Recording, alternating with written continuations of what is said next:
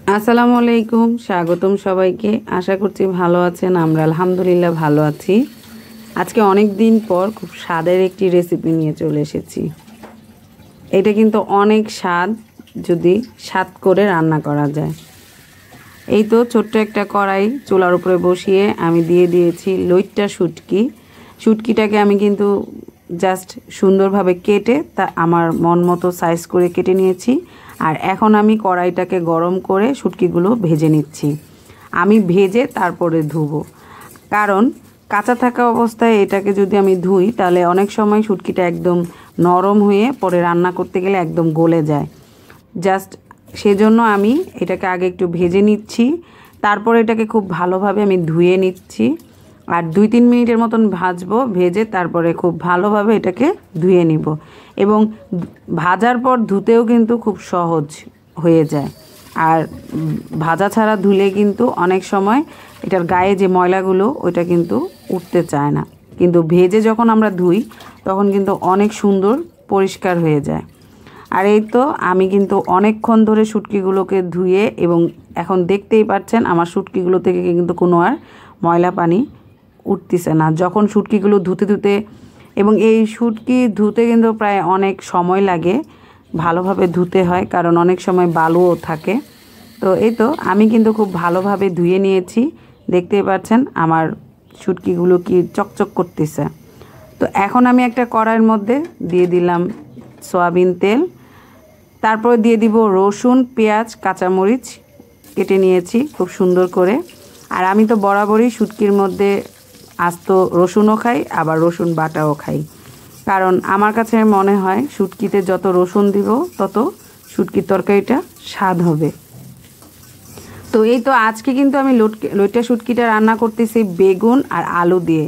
আর এই শুটকিটাকে কিন্তু এই রান্নাটা কিন্তু অনেক স্বাদের একটা রান্না, এবং আমার বরের কিন্তু খুবই পছন্দের। আমার বরকে যদি আমি প্রতিদিন জিজ্ঞেস করি যে আজকে কী রান্না করব, তার মুখে সবসময় একটা কথাই, শুটকি রান্না করো। তার এত পছন্দ শুটকি। তো আর কি, আজকে আমি শুটকি রান্না করতেছি, সেই জন্য ভাবলাম আপনাদের সাথে শেয়ার করি। তো এই তো খুব সুন্দরভাবে পেঁয়াজ, রসুন, কাঁচামরিচগুলোকে ভেজে কিন্তু আমি দিয়ে দিয়েছিলাম রসুন বাটা, দিয়ে দিয়েছি লবণ, দিয়ে দিয়েছি মরিচের গুঁড়া, তারপরে হলুদের গুঁড়া এবং ধনিয়া গুঁড়া সামান্য পরিমাণ। এখন দিয়ে খুব সুন্দরভাবে মশলাটাকে কষিয়ে নিব। আর অবশ্যই শুটকির মধ্যে কিন্তু ঝালটা একটু বেশি না হলে কিন্তু ভালো লাগে না। অবশ্যই কিন্তু ঝাল ঝাল করে শুটকিটা রান্না করতে হবে। এই তো আমার মশলাটা খুব সুন্দর করে কষিয়ে এসেছে। এখন আমি দিয়ে দিচ্ছি শুটকিগুলো দিয়ে কিন্তু এখন আমি খুব সুন্দরভাবে আবার ভেজে নিব, কষিয়ে নিব আর কি। আর এই তো এখন যে মশলাটা দিয়েছি এটা হলো রাঁধুনি মশলা। এটা কিন্তু আমার শাশুড়ির হাতে, উনি সবসময় এই মশলাটা শুটকি বলেন, গরু গোশত বলেন, মুরগি বলেন, সামান্য পরিমাণ দিয়ে রান্না করে। আসলে কিন্তু অনেক স্বাদ এই মশলাটা। আর এই যে আমি বেগুন আলু কেটে নিয়েছি। তো এই তো খুব সুন্দরভাবে শুটকিটাকে আমি কষিয়ে ভাজা ভাজা করে দিয়ে দিলাম বেগুন আর আলুগুলো।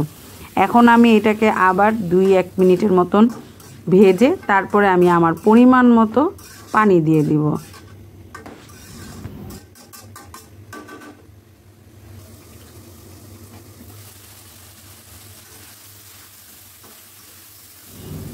তো শুটকি, বেগুন, আলু খুব সুন্দরভাবে কষানো কমপ্লিট। এখন আমি আমার পরিমাণ মতো দিয়ে দিব পানি। আর আমি কিন্তু পানিটা দিচ্ছি গরম পানি। আর আমার মতন কে কে এভাবে শুটকি রান্না করেন অবশ্যই কিন্তু কমেন্টস করে জানাবেন। আর এই রান্নাটা কিন্তু অনেক স্বাদ হয়েছিল। আর এই তো আমি কিন্তু মাখা মাখা ঝোল রাখবো, একদম ঝোল একদম কমিয়ে ফেলবো। তো আপনারা চাইলে বেশি রাখতে পারেন, কিন্তু আমি একদম কমিয়ে ফেলবো। তো এই তো আমার রান্না কিন্তু প্রায় শেষ। তো অবশ্যই কিন্তু কমেন্টস করে জানাবেন আপনাদের কাছে কেমন লাগলো। আর ভালো লাগলে কিন্তু অবশ্যই একটা লাইক এবং শেয়ার করে দিবেন।